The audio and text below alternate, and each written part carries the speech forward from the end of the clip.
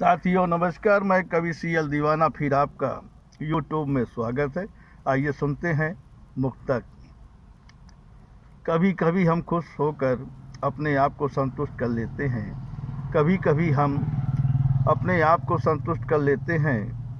कभी कभी हम खुश होकर अपने आप को संतुष्ट कर लेते हैं, लेकिन हमेशा खुश रहने को हमें कोई ना कोई उपाय चाहिए। लेकिन हमेशा खुश रहने को हमें कोई ना कोई उपाय चाहिए। जीवन में कुछ ना कुछ करना होगा। जीवन में कुछ ना कुछ करना होगा। कभी कभी कभी हम मंदिर में जाकर वहाँ पूजा अर्चना करें। कभी हम मंदिर में जाकर वहाँ पूजा अर्चना करें।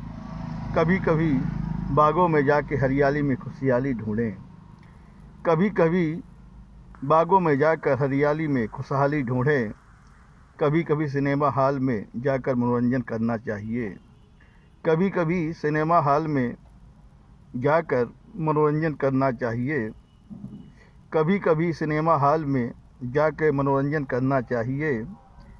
कभी कभी साहित्य पढ़कर फिर साहित्य को लिखकर मन में एक नया उमंग लाना चाहिए।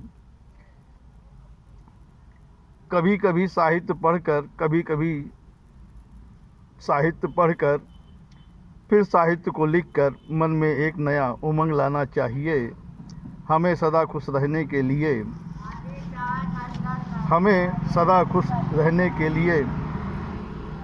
कुछ ना कुछ बहाना चाहिए। कहता है कवि